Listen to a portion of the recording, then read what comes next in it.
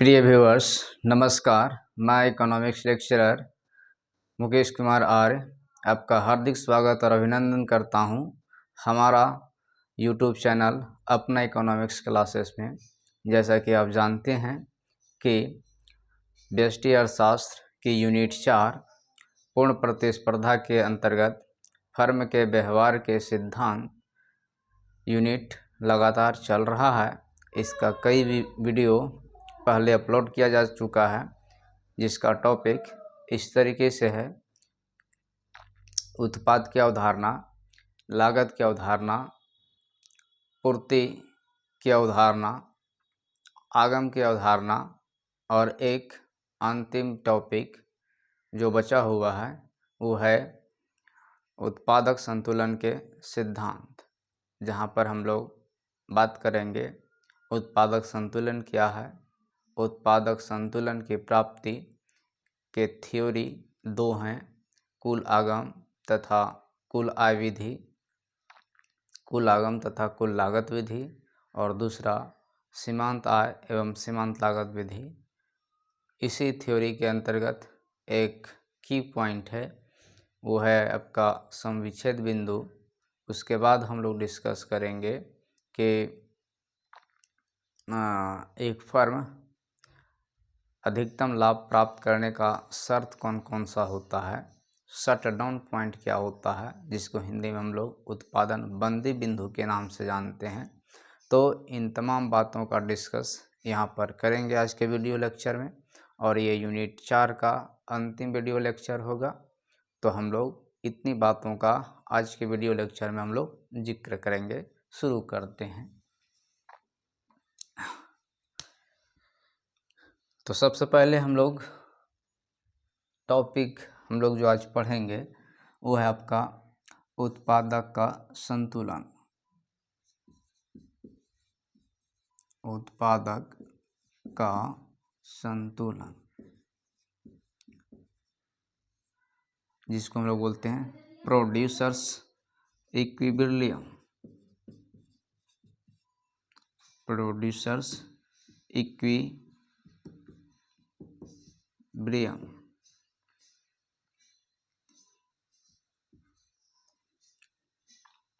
अब ये क्या होता है, इसका हम लोग अध्ययन करेंगे। तो देखिए, एक उत्पादक का उद्देश्य होता है अधिकतम लाभ कमाना। अब वो अधिकतम लाभ कमाने के लिए उसको उत्पादन करना पड़ेगा, और उत्पादन का एक स्तर उसे प्राप्त होगा जिस स्तर पर उत्पादक को अधिकतम लाभ की प्राप्ति होगी, उसे हम लोग उत्पादक का संतुलन के नाम से जानते हैं। यानी कि यह वह अवस्था है या उत्पादन का वह स्तर या वह अवस्था होती है जहाँ पर एक उत्पादक को या एक फर्म को अधिकतम लाभ की प्राप्ति होती है। उसे हम लोग उत्पादक का संतुलन के नाम से जानते हैं। अब उत्पादन का कौन सा स्तर पर एक उत्पादक को अधिकतम लाभ की प्राप्ति होती है, उसको जानने के लिए है ना एक कुछ शर्तों को जानना है, जिसको हम लोग बोलते हैं लाभ अधिकतमीकरण की शर्तें। लाभ अधिकतमीकरण की शर्तें।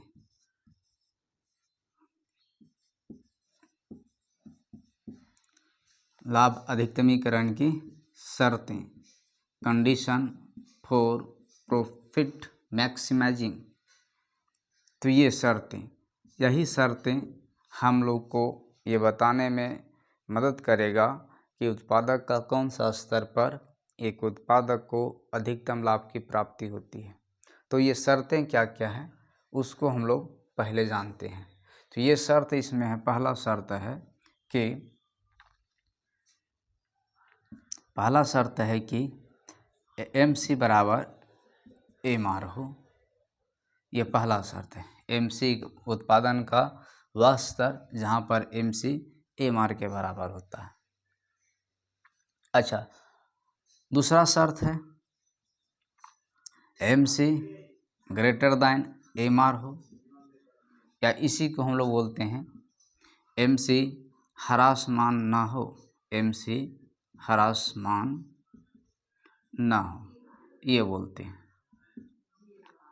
अच्छा, और तीसरा शर्त होता है कि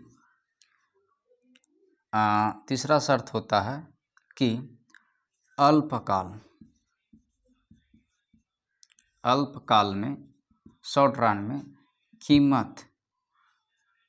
कीमत जो होता है सीमांत लागत से अधिक या बराबर हो, सीमांत लागत से नहीं,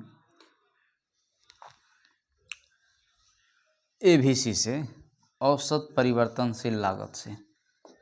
ये है कीमत अधिक या बराबर हो औसत परिवर्तनशील लागत से, एवरेज वेरिएबल कॉस्ट, और दीर्घकाल में तथा दीर्घकाल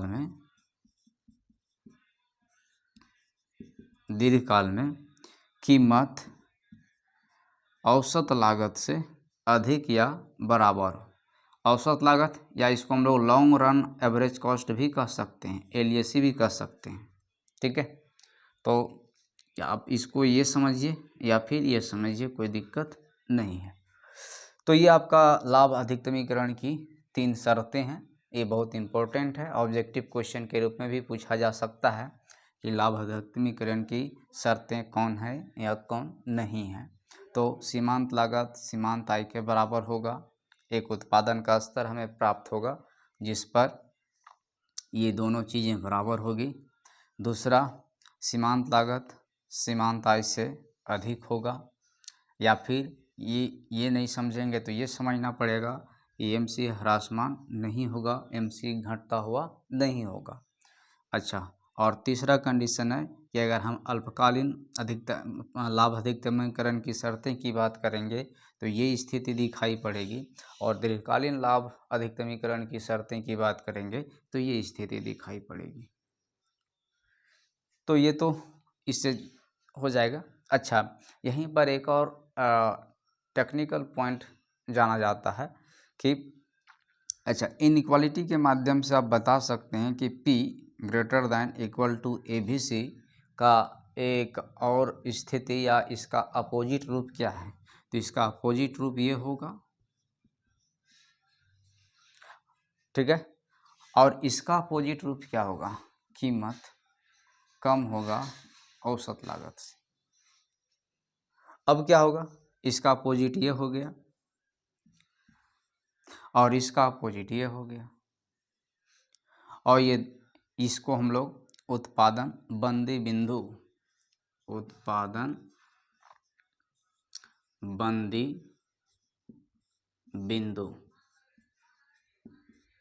इस नाम से जानते हैं।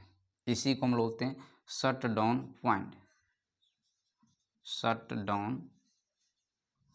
पॉइंट, उत्पादन बंद बिंदु। तो ये दोनों को उत्पादन बंद बिंदु के नाम से जानते हैं, है ना। अच्छा, ये इस स्थिति में अल्पकालीन उत्पादन बंदी बिंदु कहलाएगा, अल्पकालीन उत्पादन बंदी बिंदु, और ये वाला अगर स्थिति रहेगा तो ये कहलाएगा दीर्घकालीन उत्पादन बंदी बिंदु। बस इतना ही है। तो ये क्वेश्चन ये भी आता है, उत्पादन बंदी बिंदु क्या समझते हैं, चाहे इनमें से कौन सा स्थिति उत्पादन बंदी बिंदु के नाम से जाना जाता है। पहला ऑप्शन ABC, दूसरा ऑप्शन और तीसरा ऑप्शन तो उत्पादन बंदी बिंदु के नाम से, और चौथा आपका हो जाएगा सभी या कोई नहीं। तो उत्पादन बंदी बिंदु के नाम से ये जाना जाता है।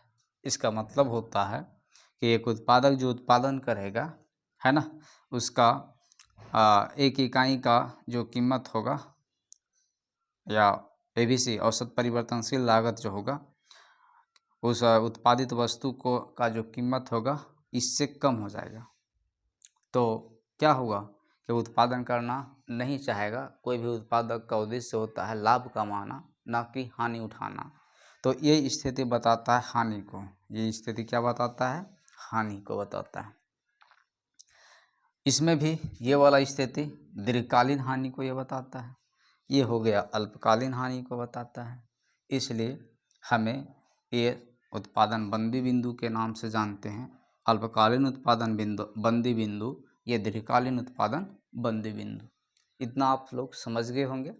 बाकी ये सब अगर टर्म अपरिचित जैसा लग रहा है तो आप पुराना वीडियो देखें, वहाँ सब ये short form, full form, long form, इन सबों का कैलकुलेशन कैसे होता है सारा ठीक से विश्लेषण किया गया है, कैलकुलेट किया गया है, बताया गया है। तो अब हम लोग चलते हैं कि उत्पादक संतुलन की बात करते हैं। तो इसमें दो विधि है, एक है ना, एक कौन सा विधि है, तो एक विधि है आपका उत्पादक का संतुलन जानने के लिए दो थ्योरी आपका है। एक थ्योरी आपका है TR and TC Vidhi, TR तथा TC विधि। TR का मतलब कुल आगम तथा कुल आय विधि, और दूसरा आपका है MR तथा MC विधि। इसको हम लोग बोलते हैं सीमांत आगम तथा सीमांत लागत विधि। तो ये दो विधि के माध्यम से उत्पादक का संतुलन ज्ञात किया जाता है। तो हम ये जो शर्त है उसको हम कोना में छोटा सा फॉर्म में लिखते हैं, फिर हम लोग इन दोनों विधियों को एक एक करके जिक्र करते हैं, चूँकि स्पेस चाहिए। ये शर्त जो था, शर्तें, पहला शर्त है MC = MR हो, ये दूसरा शर्त है MC ह्रासमान न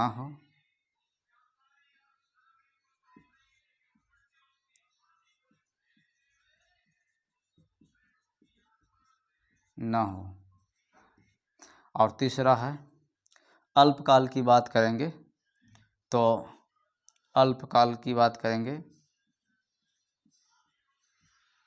अल्पकाल में P > ABC, और दीर्घकाल की बात करेंगे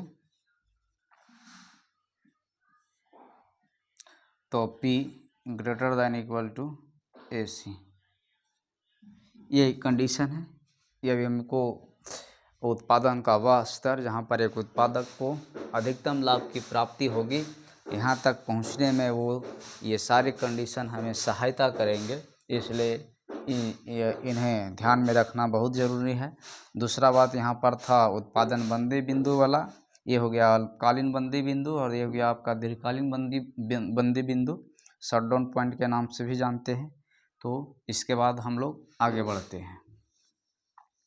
फिर हम लोग बात किए कि उत्पादक का संतुलन की स्थिति को दिखाने के लिए हमारे पास दो थ्योरी है, उसमें से एक का नाम दिए TR तथा TC विधि। TR का मतलब होता है total revenue and total cost method, कुल आय एवं कुल लागत विधि, और दूसरा का नाम दिए सीमांत आय एवं सीमांत लागत विधि।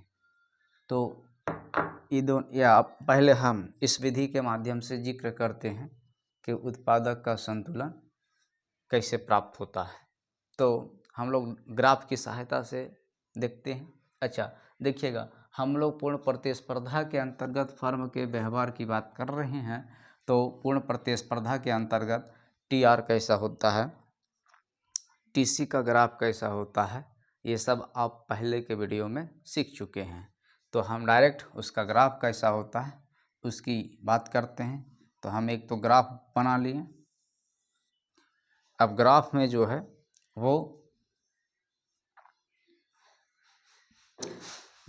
है आपका है वो ये यहाँ पर हम लोग निर्गत की मात्रा मापेंगे, निर्गत यानी कि Q, उत्पादन की मात्रा।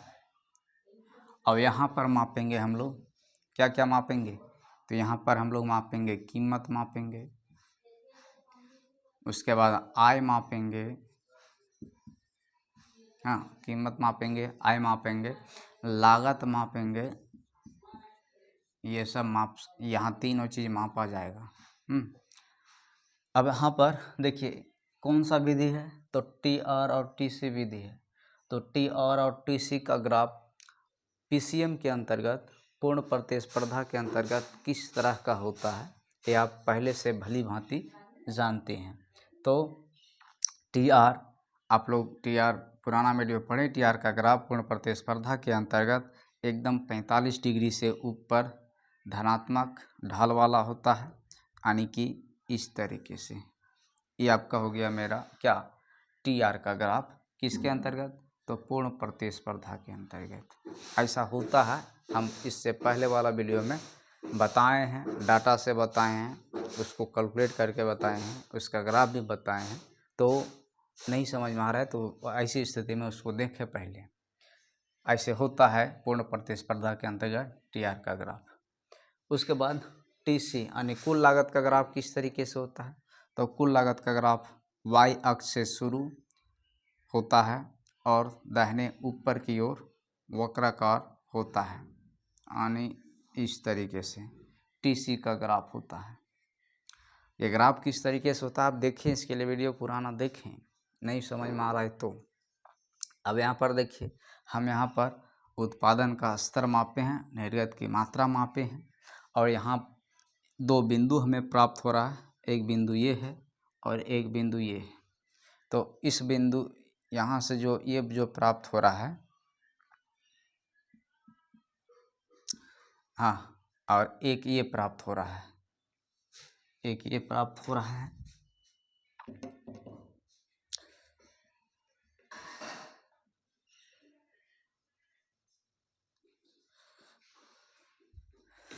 अब यहाँ पर देखिए, इसका नाम दे देते हैं Q, वो हो गया। ये नाम, इसका नाम दे दिए Q, हाँ, इसका नाम दे देते हैं Q2,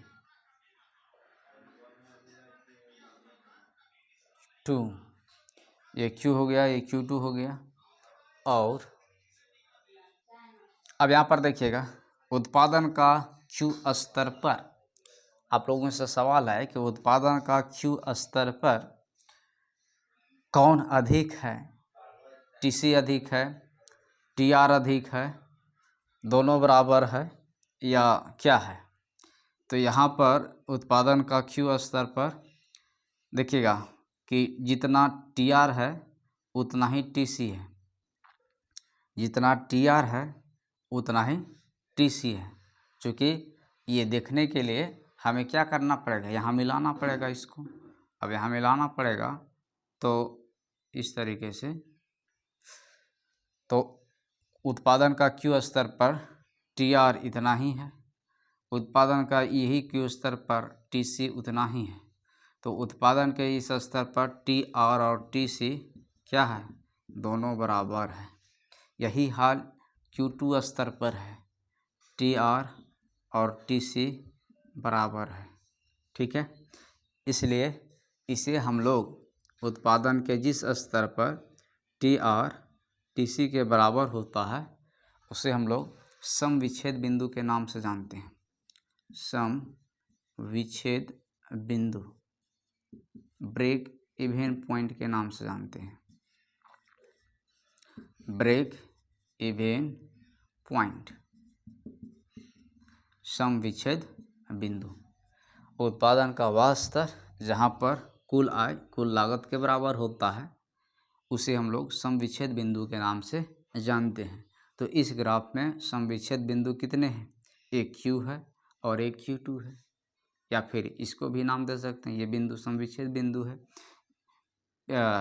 S इसका नाम दे देते हैं, D इसका नाम दे देते हैं F।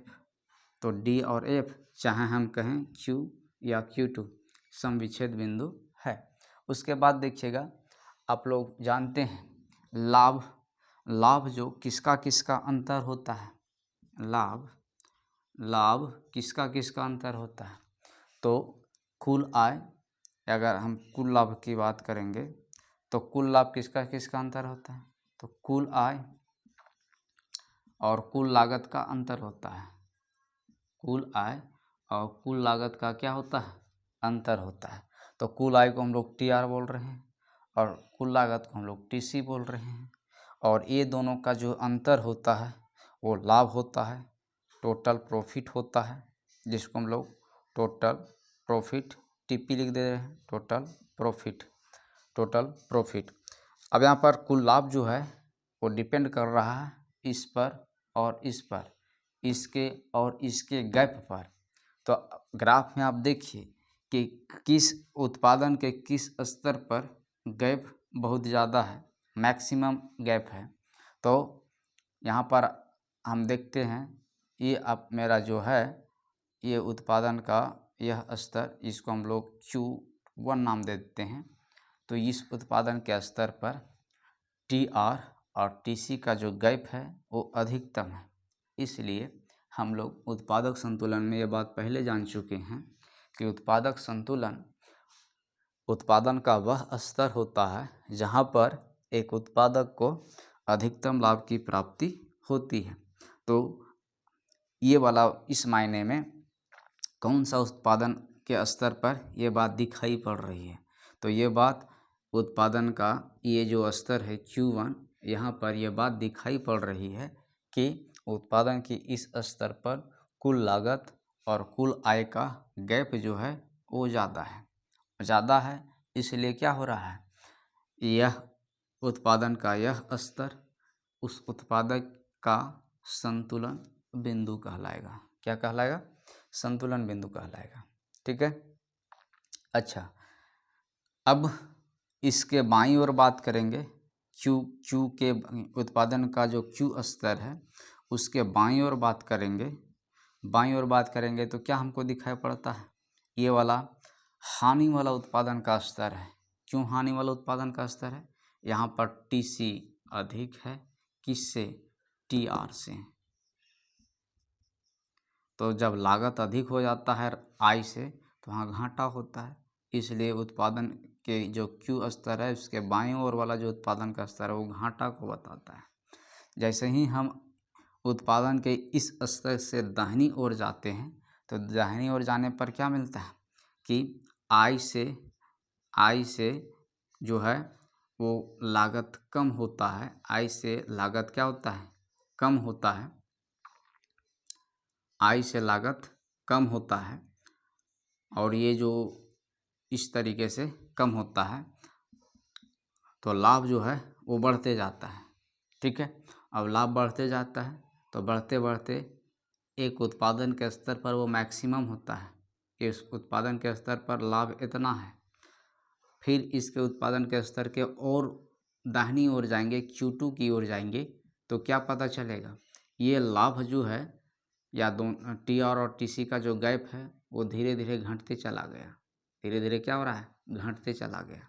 अब घटते चला गया तो फिर एक उत्पादन का स्तर आएगा जहाँ पर TR और TC दोनों बराबर हो जाएगा। इसके दाहिनी ओर फिर बात करेंगे तो फिर देखिए TC अधिक हो जाता है TR से, यानी फिर इस उत्पादन के इस स्तर के दाहिनी ओर बात और करेंगे तो ये घाटे की बात हो जाएगा। इसलिए ये इसके दाहिनी ओर एक उत्पादक उत्पादन नहीं करेगा, इसके बाईं ओर भी एक उत्पादक उत्पादन नहीं करेगा। तो हमारे पास एक उत्पादन का स्तर Q1 है जिस पर एक उत्पादक अधिकतम लाभ प्राप्त करेगा, और यही जो अवस्था है वो उत्पादक संतुलन की अवस्था है। तो हम लोग इस बात को देख लिए कि एक उत्पादक संतुलन की प्राप्ति TR और TC विधि से कैसे करता है उसको हम लोग देख लिए। बाकी इसका थ्योरी जो है सो आपके पास भेजा हुआ है। थ्योरी पाने के लिए, नोट्स पाने के लिए टेलीग्राम से जुड़ जाएं या फिर व्हाट्सएप ग्रुप से जुड़ जाएं तो आपको वहां पर भेज दिया जाता है। एक और हमारे पास जो विधि बच गया वो है हमारा, इसको आप खींचना चाहते हैं तो खींच सकते हैं।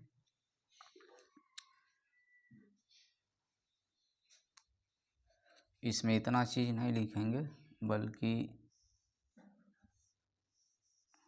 कम ही बात लिखेंगे।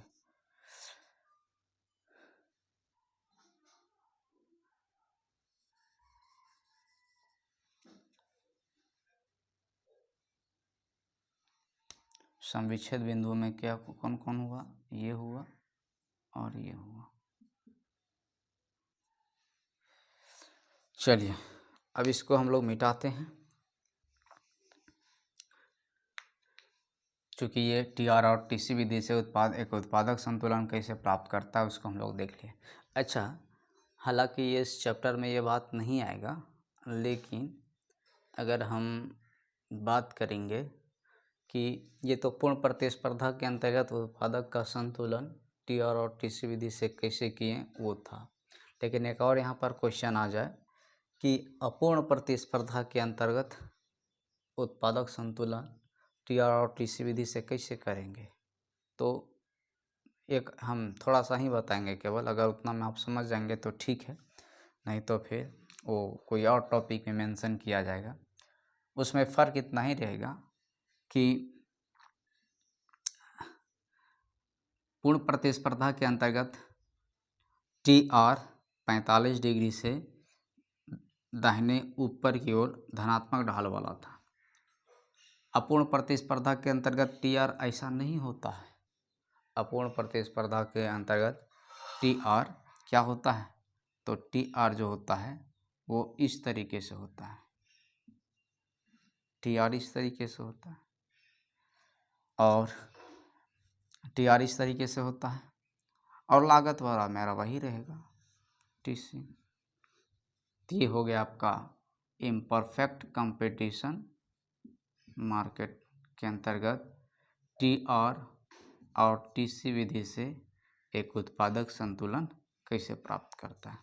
अब यहाँ पर ये तो यहाँ भी मिला, यहाँ भी मिला, एक उत्पादन का स्तर जहाँ पर एक उत्पादक अधिकतम लाभ की प्राप्ति करेगा। तो ये कुछ नहीं करना रहता है, इसी को कॉपी करना रहता है, बस टीआर का जो रेखा है उसको चेंज कर देना होता है। टीआर का रेखा यहाँ पर सीधे दाहिनी ऊपर की ओर धनात्मक ढाल से उठी हुई है, यहाँ पर वक्र टाइप में है, यही डिफरेंस है, तो कोई ज़्यादा दिक्कत की बात नहीं है। अब हम लोग अगला टॉपिक पर चलते हैं, और वो है आपका अगला टॉपिक कि सीमांत आय और सीमांत लागत विधि से एक उत्पादक संतुलन कैसे प्राप्त करता है उसको जानना है। एग्ज़ाम में कोई भी विधि पूछ लिया जाता है, इसलिए आप दोनों विधि को ध्यान में रखें। अच्छा, सीमांत आय और सीमांत लागत विधि।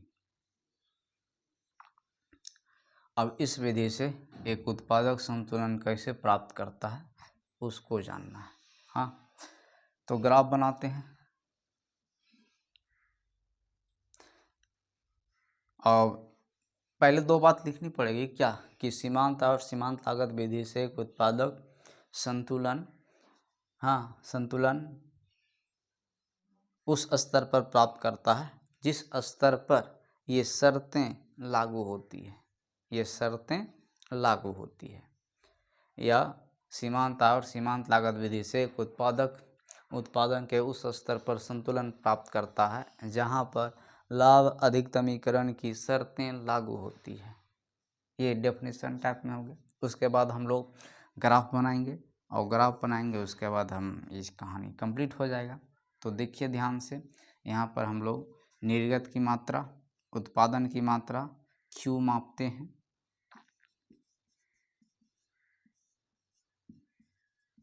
और यहाँ पर मापाएगा क्या मापना है, तो यहाँ पर मापना है लागत, मापना है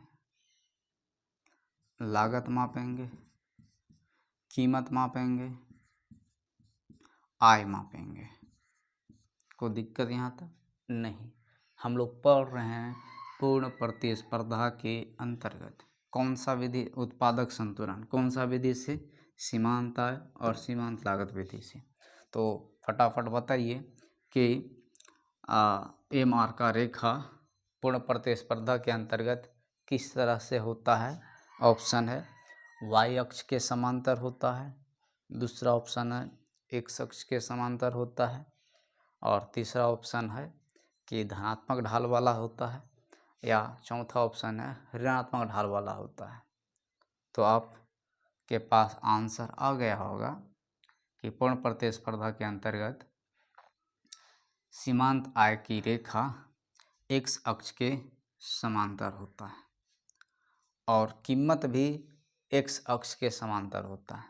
तो कीमत को यहाँ पर हम पी से माप रहे हैं, पी और आई प्राइस, और यहाँ पर इसको हम एम आर नाम दे रहे हैं, मार्जिनल रेवेन्यू। अच्छा, पूर्ण प्रतिस्पर्धा के अंतर्गत कीमत, सीमांत आय और औसत आय, ये तीनों क्या होते हैं? बराबर होते हैं। पुराना वीडियो में पूर्ण प्रतिस्पर्धा के अंतर्गत हम कीमत, सीमांत आय और औसत आय के बीच संबंध की बात किए थे, जहाँ पर हम लोग इस बात को पढ़े थे कि कीमत, सीमांत आय और औसत आय बराबर होता है। तो ये कोई नई बात नहीं है, पुराना वीडियो में इसका जिक्र हुआ है। अच्छा, तो उसके बाद क्या करेंगे? आप लोग जानते हैं कि सीमांत लागत का वक्र कैसा होता है। तो सीमांत लागत का वक्र जो होता है वो यू शेप में होता है। सीमांत लागत का वक्र क्या होता है? यू शेप में होता है। तो यू शेप में इसका नाम दे दिए सीमांत लागत। ठीक है, अब हमें दो उत्पादन का स्तर प्राप्त हुआ। एक है मेरा ये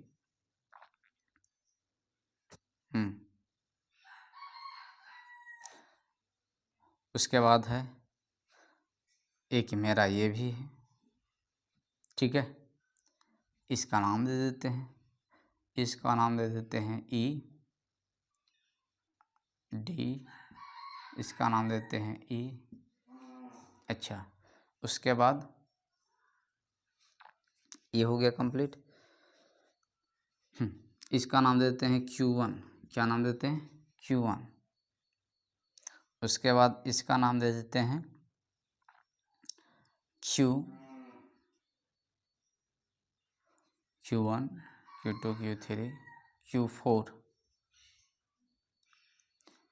उसके बाद और नाम देते हैं, ये तो यहाँ पर ये हो गया। अच्छा, और अभी हम नाम देंगे, थोड़ा देरी रुकिए। तो ये आप लोग ग्राफ बनाने के लिए जान गए कि AMR मतलब पूर्ण प्रतिस्पर्धा के अंतर्गत कीमत, सीमांत आय और औसत आय की रेखा मात्रा अक्ष या एक्स अक्ष के समांतर होता है। सीमांत लागत यू आकार का होता है। अब यहाँ पर जो हम लोग लाभ अधिकतमीकरण की शर्तें की बात किए थे उसको देखिए। तो ये जो शर्त हैं ये उत्पादन के किस स्तर पर लागू होता है? उत्पादन के इस स्तर पर लागू होता है या उत्पादन के इस स्तर पर लागू होता है, वो बताइए। देखिएगा यहाँ पर उत्पादन के इस स्तर पर AMR इतना है। AMR कितना है? इतना है। अच्छा, और सीमांत लागत कितना है? तो सीमांत लागत भी तो इतना ही है। AMR इतना हुआ और सीमांत लागत भी कितना है? सीमांत लागत भी इतना ही है। देखिए लागत का वक्र यहाँ पर यही है और लागत भी कितना है? इतना ही है। तो ये तो पहला कंडीशन तो अप्लाई हो गया कि उत्पादन के Q1 स्तर पर MC बराबर AMR है। अच्छा, उसके बाद देखिएगा क्या इस उत्पादन के स्तर पर वो लागू होता है?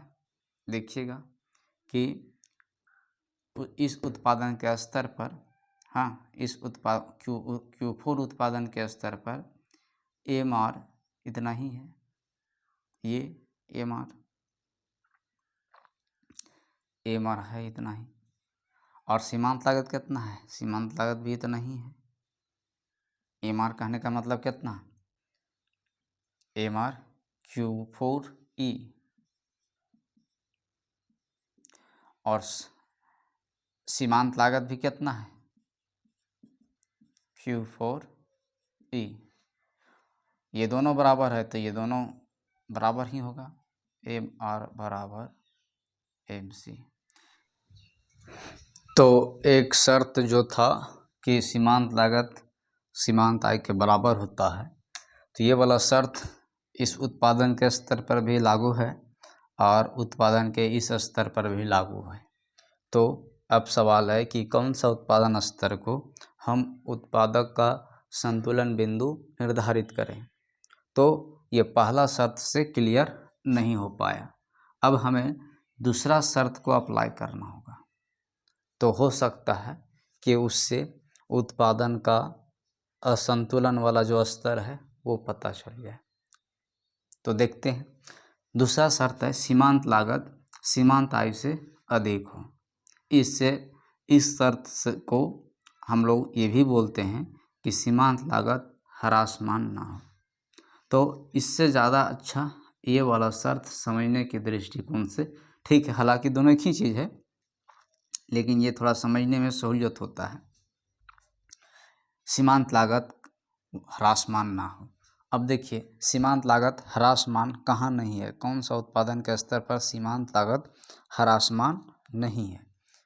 उत्पादन का Q1 स्तर पर या उत्पादन का Q4 स्तर पर। तो आप देखिएगा कि उत्पादन का Q1 स्तर पर सीमांत लागत घट रहा है, जबकि उत्पादन का Q4 स्तर पर सीमांत लागत बढ़ रहा है। तो यहाँ पर बढ़ रहा है, तो ह्रासमान न हो, इसका मतलब तो है कि सीमांत लागत वृद्धिमान हो, सीमांत लागत ह्रासमान न हो। यहाँ तो सीमांत लागत ह्रासमान है, यहाँ पर सीमांत लागत ह्रासमान नहीं है, जबकि सीमांत लागत क्या यहाँ पर वृद्धिमान है, बढ़ रहा है। तो दूसरा कंडीशन अप्लाई करने से लगता है कि उत्पादन का Q4 स्तर एक उत्पादक के लिए असंतुलन का स्तर निर्धारित होगा। इसलिए आप यहाँ से दो बात जान गए कि सीमांत आय और सीमांत लागत विधि से एक उत्पादन का जो ये दोनों शर्तें जो थी वो यहाँ पर लागू हुआ और यहाँ पर नहीं हुआ। चूँकि यहाँ पर तो MC बराबर MR है, लेकिन सीमांत लागत ह्रासमान है, जबकि यहाँ पर ह्रासमान नहीं होना चाहिए था। और वो चीज़ हमको यहाँ पर देखने को मिलता है, MC ह्रासमान नहीं है यानी MC वृद्धिमान है। तो उत्पादन का ये जो दोनों शर्त है वो उत्पादन के स्तर Q4 पर लागू होता है, इसलिए एक उत्पादक का संतुलन बिंदु Q4 होगा। बाकी जो ये तीसरा शर्त हो गया, इसका भी जिक्र किया जाएगा दूसरे चीज़ों को समझने के लिए। तो आप यहाँ पर आज के वीडियो लेक्चर में आप इस बात को जान गए कि हम लोग आज का वीडियो लेक्चर में डिस्कस कर लिए हैं कि उत्पादक संतुलन क्या है। उत्पादक संतुलन दो विधि से ज्ञात किया गया, TR और TC विधि से, दूसरा MR और MC विधि से। इससे पहले हम एक और बिंदु की चर्चा किए, वह आपका लाभ अधिकतमीकरण की शर्तें। उसके बाद हम लोग जिक्र किए उत्पादन बंद बिंदु शटडाउन पॉइंट का जिक्र किए। एक और हम लोग जिक्र कर लेते हैं, ये जो है आपका तीसरा शर्त है ना, इस शर्त से हम लोग ये समझ लेते हैं एक फर्म का या एक उत्पादक का अल्पकालीन पूर्ति वक्र तथा दीर्घकालीन पूर्ति वक्र, इसको समझ लेते हैं। तो ये हम नज़दीक में पहुंच जाएंगे इस यूनिट के। तो शुरू करते हैं।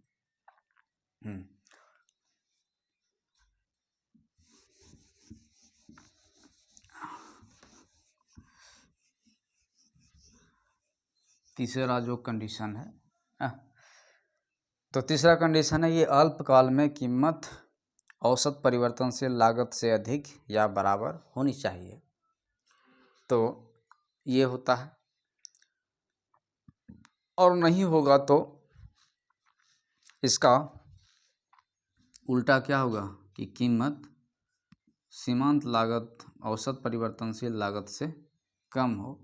तो अगर ये स्थिति की बात करेंगे तो ऐसी स्थिति में उत्पादक जो होता है एक उत्पादक जो होता है उत्पादन नहीं करता है, बंद कर देता है। तो इसे हम लोग अल्पकालीन बंदी बिंदु बोले। और इसका उल्टा स्थिति की बात करें तो कीमत कम हो जाएगा औसत लागत से, तो इसको हम लोग दीर्घकालीन बंदी बिंदु के नाम से जानते हैं। एक हम लोग और डिस्कस कर लेते हैं, एक फर्म का पूर्ति वक्र के बारे में।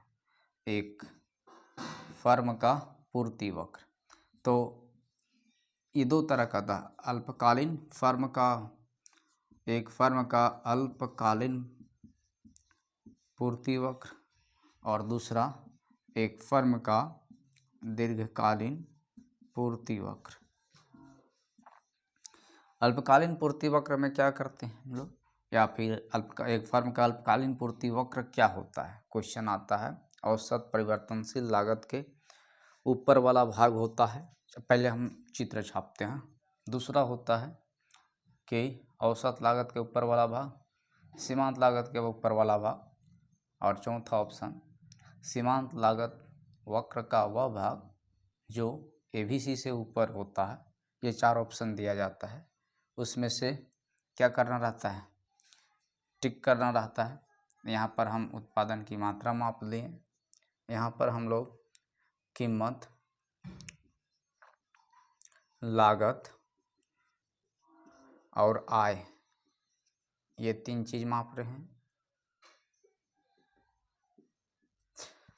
अब हम लोग क्या जानते हैं कि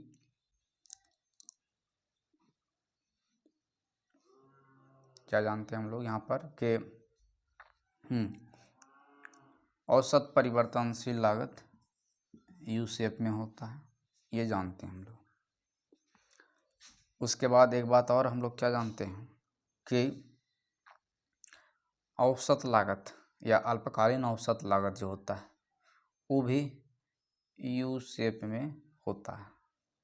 वो भी क्या होता है, यू शेप में होता है।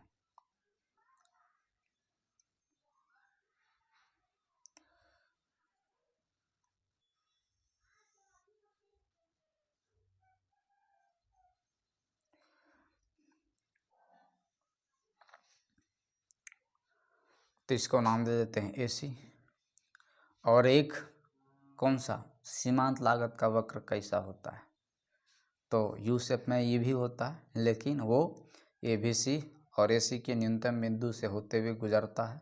तो इसका न्यूनतम बिंदु ये है और इसका न्यूनतम बिंदु ये है, तो इसी से गुजारते हैं। ये हो गया मेरा सीमांत लागत वक्र। अब यहाँ पर देखिए, जो अभी हम क्वेश्चन की बात किए थे, तो क्वेश्चन मेरा यही होता है कि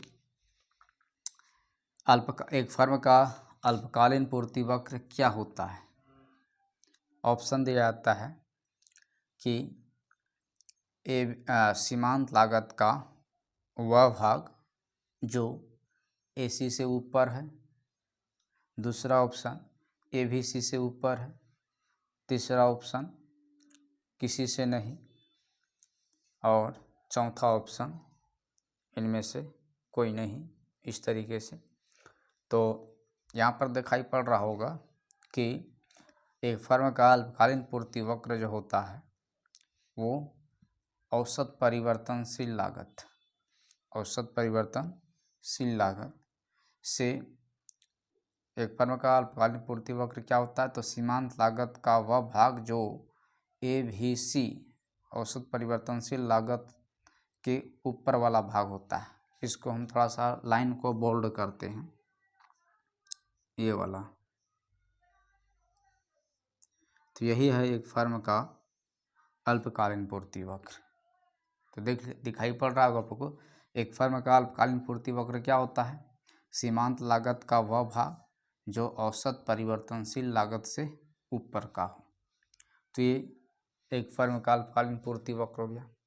दीर्घकालीन पूर्ति वक्र क्या होता है, तो ये वक्र इसी तरीके से बनता है, बस यहाँ पर थोड़ा चेंजिंग क्या आ जाता है कि यहाँ पर वही सब कीमत, लागत आय मापा गया है।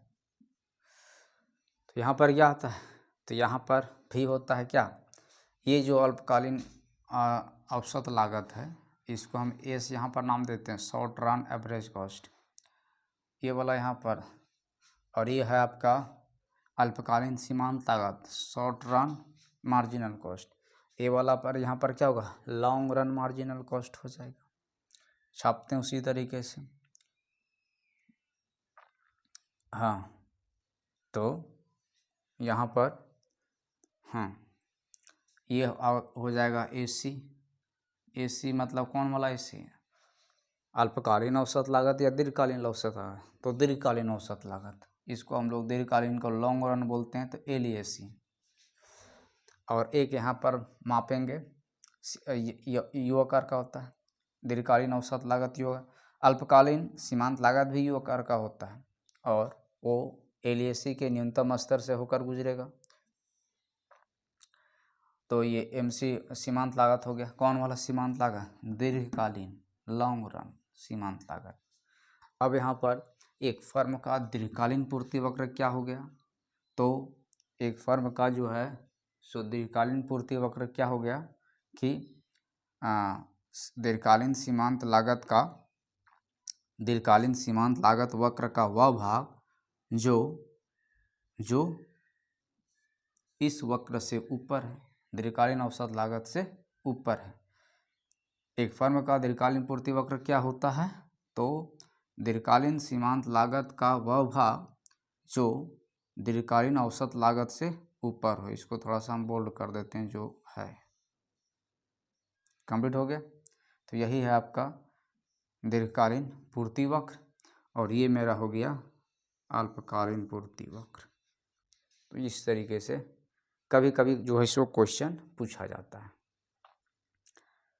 तो यही है, आप इस तरीके से जो है सो व्यष्टि अर्थशास्त्र का जो यूनिट 4 था वो आपका समाप्त हो गया। अंतिम टॉपिक के रूप में यह था उत्पादक संतुलन। इससे पहले हम लोग उत्पाद की अवधारणा, लागत की अवधारणा, पूर्ति की अवधारणा, आगम की अवधारणा और अंतिम टॉपिक उत्पादक का संतुलन का जिक्र कर लिए। इस तरीके से यूनिट जो है सो पूर्ण रूपेण समाप्त हो गया, और इस यूनिट पर आधारित जो महत्वपूर्ण MCQ क्वेश्चन का जो सीरीज है वो अपलोड करेंगे। फिर हम लोग आगे कोशिश करेंगे, आगे का जो बचा हुआ पाठ है उसको पढ़ने के लिए हम प्रयास जारी करेंगे। लगातार हम वीडियो अपलोड करते रहेंगे, इसलिए जो नहीं किए हुए हैं उस चैनल को सब्सक्राइब कर दीजिए, लाइक शेयर कर दीजिए, ताकि हम इंटरमीडिएट का पूरा सिलेबस इस चैनल पर अपलोड कर दें। बाकी और वैसे कुछ दिक्कत है तो आप व्हाट्सएप नंबर पर संपर्क कीजिए 9631285248। फ़ोन भी कर सकते हैं इस पर अगर किसी तरह का दिक्कत हो। जुड़ने के लिए भी आप संपर्क कर सकते हैं। तो आज का लेक्चर यहीं पर समाप्त होता है। बहुत बहुत धन्यवाद।